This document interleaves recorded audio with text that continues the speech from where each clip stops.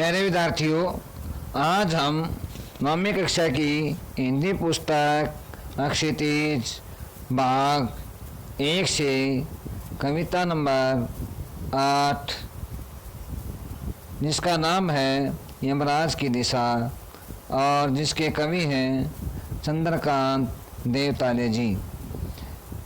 इसे कविता से हम पद्यांश नंबर 3 पढ़ेंगे। सबसे पहले हमें प्रश्न लेते हैं। प्रस्तुत पद्यांश हमारी हिंदी की पाठ्य पुस्तक अक्षितिज भाग 1 यमराज की दिशा नामक कविता से अवतरित है। इसके कवि श्री चंद्रकांत देवताले जी हैं, जो अपनी माँ के उपदेश का पालन करते हुए उसका वर्णन करते हुए कहते हैं, माँ की समझाइश के बाद, कहता है कि माँ के समझाने के बाद दक्षिण दिशा के बारे में उसकी माँ ने उसको समझाया था, तो इसके बारे में कहते हैं माँ की समझाइश के बाद, माँ के समझाने के बाद दक्षिण दिशा में पैर करके मैं कभी नहीं सोया। दक्षिण दिशा की तरफ पैर करके मैं कभी भी नहीं सोया। और इससे इतना फायदा ज़रूर हुआ। कवि जी कहते हैं कि इससे किससे कि उसकी माँ ने कहा था कि दक्षिण दिशा की तरफ पैर करके नहीं सोना है। इससे इतना लाभ ज़रूर हुआ कि दक्षिण दिशा पहचानने में, कि वह दक्षिण दिशा को पहचान गया, कभी भी नहीं उसको भूल पाया। मुझे कभी मुश्किल का सामना नहीं करना पड़ा। दक्षिण दिशा को समझने के लिए कवि जी कहते हैं कि मेरे को कभी भी किसी प्रकार की कठिनाई का सामना नहीं करना पड़ा। मैं दक्षिण में दूर दूर तक गया।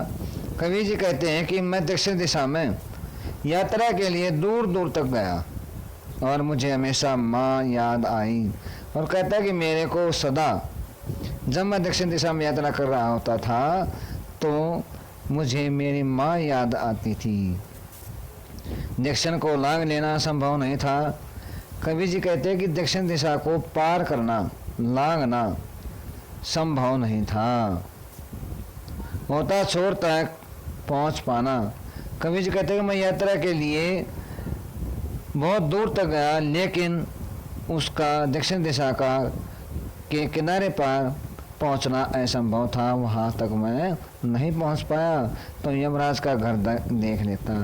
कहते हैं कि यदि मैं उसके किनारे तक, उसकी अंतिम सीमा तक पहुंच जाता, दक्षिण दिशा की अंतिम सीमा तक पहुंच जाता, तो वहां जाकर के मैं यमराज का महल अर्थात घर देख लेता। विशेष भाषा सरल, सहज और भावानुकूल है। नंबर 2, तत्सम तद्भव शब्दों का सुंदर प्रयोग किया गया है। नंबर 3, दक्षिण दिशा लांघ लेना में अनुप्रास अलंकार का प्रयोग किया गया है। नंबर 4, संपूर्ण वर्णन में अत्यंत पारदर्शिता पाई गई है।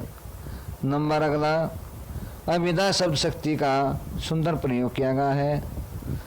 नंबर अगला है, इन पंक्तियों में प्रसाद गुण का सुंदर प्रयोग हुआ है। प्यारे विद्यार्थियों, गृह कार्य है जो ये पद्यांश पढ़ाया गया है, इस पद्यांश को अच्छी तरह से समझकर प्रसंग सहित व्याख्या विशेष के साथ लिखनी है और याद करनी है।